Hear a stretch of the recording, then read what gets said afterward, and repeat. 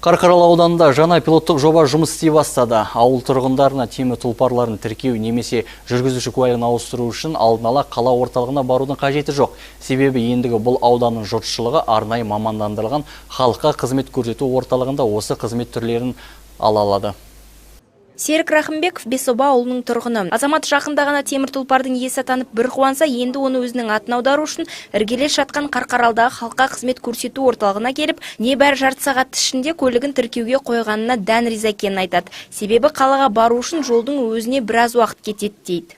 Бұрын Қарағанды облысына ат терлетіп, алыс ұзаққа барушы едік, міне өзіміздің ауданымыздан осындай міне бүгінде көлігімді алып рәсімдеп жатырмын. Осыған осы үкімет адамдарына, мемлекеттік қызметкерлерге көп алғысымызды айтамыз, ризашылығымыз шексіз.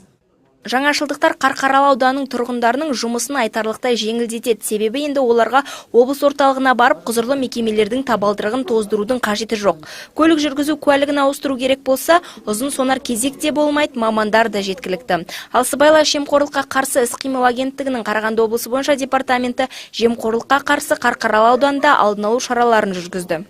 Тапсырмалар берді. Сол тапсырмалардың бірі сыбайлас жемқорлыққа күресті одан ары қарай жалғастыру, яғни профилактика акцент қоя отырып, екіншісі мемлекет көрсететін қызметтерді автоматтандыру.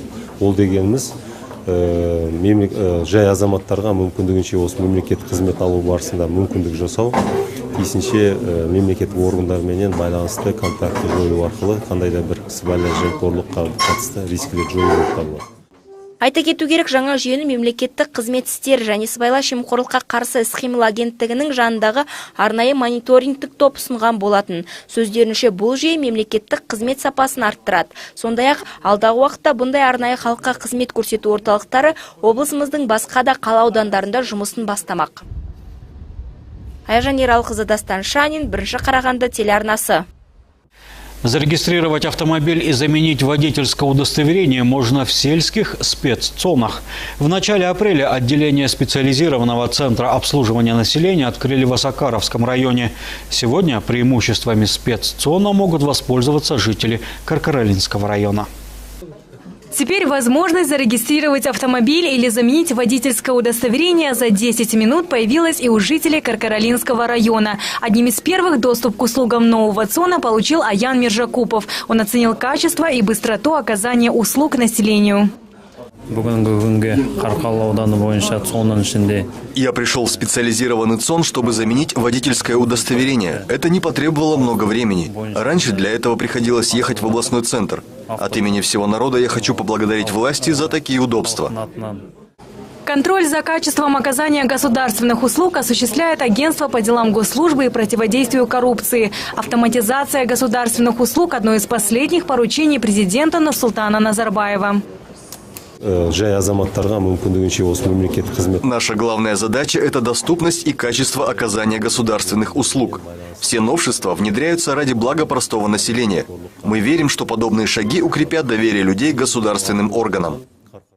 Только за последние 4 месяца в Каркаралинском районе было оказано более 18 тысяч государственных услуг. Эта цифра превосходит прошлогодний показатель на несколько тысяч. Аким Каркаралинского района Халил Максутов отмечает, что открытие специализированного ЦОНа было продиктовано нуждами и желаниями людей.